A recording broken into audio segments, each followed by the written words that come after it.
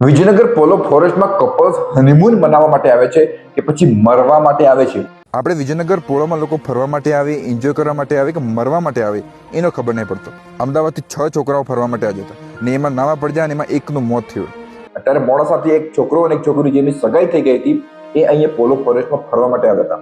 એમાં છોકરો હરનામ નદીમાં નાવા પડે છે અને એનું મોત થાય છે. 22 વર્ષની નાજુક ઉંમરે જ્યારે જીવનની શરૂઆત હોય, લગ્ન જીવનની શરૂઆત થવાની હોય, કેરિયરની શરૂઆત થવાની હોય અને મા બાપને એટલી બધી ઉમ્મીદ હોય ત્યારે આપણી નાનકડી એક ગલતીના કારણે એવું થાય તો એ પરિવાર ઉપર શું વીતતી હશે અને એ છોકરી ઉપર શું વીતતી હશે? છોકરીને તો ચલો ઠીક છે, જીવતી છે તો જીવન એનું આગળ ચાલશે, પરંતુ એ પરિવારનું શું, એ મા બાપનું શું? તમે ક્યારે વિચાર્યું છે? એનું કારણ સમજવાની કોશિશ કરીએ. કારણ એક તો સૌથી મોટું એ છે કે આ ઉંમર જ એવી છે, હોશમાં જોશ આપણે ખોઈ દેતા હોય છે. એમાં પણ છોકરી સાથે હોય, પાછળ બેસેલી હોય બાઇકમાં ને, તો બાઇકની સ્પીડ તો અપને આપ જ વધી જાય, કરંટ આવી જાય, અપને આપ જોશ આવી જાય.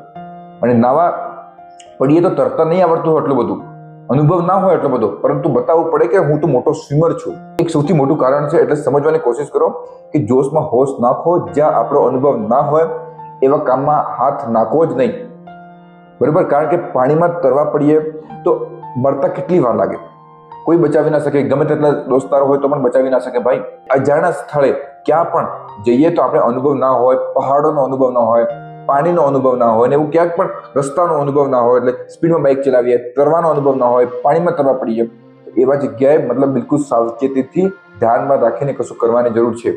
ખાસ કરીને પોલો ફોરેસ્ટના જે કર્મચારીઓ છે કે પછી જે પણ સંસ્થાના લોકો છે એમની પણ અપીલ કરવા માંગુ છું કે આ બહારથી જે પબ્લિક આવે છે એમનું મોતનું પ્રમાણ વધી રહેલું છે. એટલે આપણે સમજવું જોઈએ કે સ્ટ્રિક્ટ ગાઈડલાઈન બનાવવી જોઈએ, કે એવું બોર્ડ બનાવવું જોઈએ કે અહીંયા તરવા પડવાથી ખતરો છે કે એવું કશું હોય તો કરી શકીએ, જેનાથી કોઈકનું જિંદગી બચી જાય. કારણ કે જિંદગી સૌથી વધુ ઇમ્પોર્ટન્ટ છે.